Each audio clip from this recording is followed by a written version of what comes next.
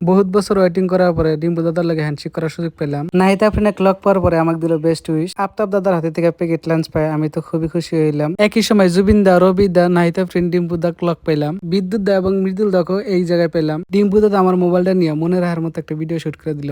আসসালামু আলাইকুম, আমি শহীদুল ইসলাম। আমার লাইফের সব থেকে ইউনিক একটা ভিডিওতে আপনাদের সবাইকে স্বাগতম জানাই। আজকের ভিডিওতে আপনাদের দেখাবো ওয়াল আসামের সব থেকে বড় বাইক শোরুম। যে বাইক শোরুমে সন্ধ্যার পরে আসবো নাহিদ, জুবিন, ডিম্পু বুড়া এবং রবি শর্মা ওপেনিং করবার জন্য গ্র্যান্ড সেলিব্রেশনে। তার সাথে দুইটা নতুন বাইক লঞ্চিং করবো। শোরুমটার অ্যাড্রেস করা গেছিলেন আমরা এক ঝলক মারে আসি শোরুমের বাইরে এবং ভিতরে পরিবেশে। ওয়াল আসামের ভিতরে সব থেকে বেশি বাইক থাকা এবং সব থেকে বড় শোরুম হয়েছে গোলপাড়া ভালুকডুবিতে। হন্ডা কোম্পানির যে কোনো ম্যানুফ্যাকচারিং বাইক এই জায়গায় পাবেন, নতুন এবং পুরান মডেলের প্রায় 200-এরও অধিক বাইক এই জায়গায় অ্যাভেলেবল আছে এই ডিলারে। আপনারা যে এই ভিআইপি মানুষগুলো দেখতেছেন, ইনি হচ্ছে হন্ডা কোম্পানির একদম শীর্ষ পর্যায়ের মানুষ। আজকে এই জায়গায় উদ্বোধন করবে আছে, কিন্তু আমরা গেছিলাম অল্প লেট করে, তার জন্য প্রথম থেকে পাই নাই। ভালুকডুবির এই শোরুমে আজকে এসে এতই ভালো লাগলো যে মানুষ হয়ে গেছে ভিড়ে। যদিও অল্প লেট করে গেছিলাম, তারপরে যারা কিছু ফিতা কাটার অংশীদার হইলাম। এই যে ফিতা কাটতেছে এবং হাত চাপড়ি দিতেছে, খুবই ভালো লাগতেছে।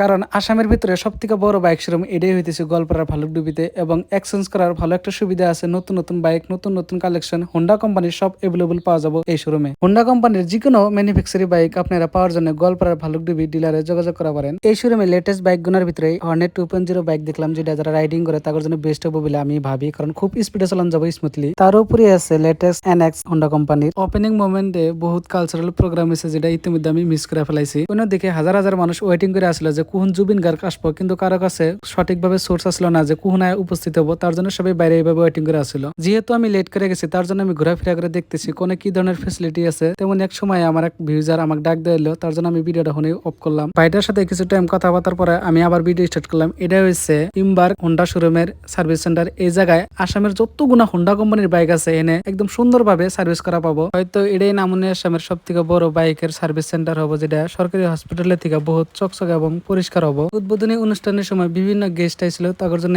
এই জায়গায় বহার জন্য সুন্দর করে ফেসিলিটি যুক্ত বহার জায়গা বানাইছিল। আসামের সব থেকে বড় হন্ডা শোরুমে যাওয়ার পরে আমি ফিল করলাম যে এত বাইক একলগে তো আমি জীবনে কোনোদিনই দেখি নাই। আমি তো অবাক হয়ে গেলাম, কিন্তু কেনার মতো কোনো সামর্থ্য নাই আমার। কিন্তু গাইস, আপনাদের কাছে সুন্দর অপরচুনিটি আছে। আপনারা নিজস্ব পয়সা পাতি নিয়ে এরকম ধরনের সুন্দর সুন্দর বাইক যারা কিনেন এবং উপভোগ করেন জীবনটা, কারণ এরকম সুবিধা হয়তো নামুনে আসামে আর কোনো জায়গায় পাবেন না। একদম চোখের সামনে এরকম ধরনের ডিজাইনিং সাজায় রাখা গাড়ি আপনারা যারা নিয়ে আসা পারেন। ওপেনিং ডেতে একটা বস্তু নোটিস করলাম, বহুত কাস্টমার বাইক বুকিং করতেছে, কারণ মন পছন্দ মতো বাইক পাইছে বাজেটে, তো সবাই বুকিং করতেছে এইভাবে। ওপেনিং ডেতে যে কাস্টমার কোনো বাইক কিনছে তাদের জন্য স্পেশালি গিফট দেওয়া হইতেছে, হ্যান্ড ওভার করতেছে টাটা কোম্পানির শীর্ষ পর্যায়ের মানুষ যারা বহুত দূরে থেকে মুম্বাই, মহারাষ্ট্র, হরিয়ানা থেকে এই জায়গায় ভিজিট করবার আসে। অন্যদিকে জুবিন গার্গ কুহন আসবো এই ওয়েটিং এ পাবলিক ওয়েটিং করে আছে রাস্তার দিকে। তারপরে লক পেলাম আসামের এবং গোলপাড়া জেলার খুব সিনাকি মানুষ। এদিকে আছে সিঙ্গার বিপ্লব ভাই, ওইদিকে আছে আফতাব ভাই, কেডি রাবা বলক, সবাইকে এই জায়গায় লক পেয়ে খুবই ভালো লাগতেছে, কারণ সবাই এক্সপিরিয়েন্স শেয়ার করতেছে সোশ্যাল মিডিয়ার এবং আমি চুপচাপ শুনতেছি এজ এ জুনিয়র ছোট হিসাবে ভালো লাগতেছে। কিন্তু আমার আফতাব ভাই যে এত সুন্দর ব্যবহার করবো আমার লাগে আমি কল্পনা করছিলাম না। আমাকে রুমের ভিতরে নিয়ে বহায়া বহুত ধরনের কথা শেয়ার করলো এবং বন্ধু সুলভ ব্যবহার করলো। আমার লাইফে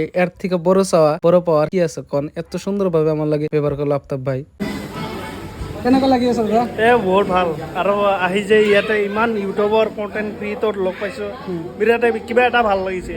আফতাব দা কি ক'ব? একদম মজা লাগি আছে। আজি হামাম চাবান দি গা ধোৱা নাই, তথাপিও তামাম লাগি আছে। আৰু কি ক'ম আৰু চাৰিওফালে চাওক মজাৰ পৰিৱেশ। এইফালে চব মজাৰ পৰিৱেশ, মানে আজি বেলেগ জুই লাগি আছে ইয়াতে, একদম জুই লাগি আছে।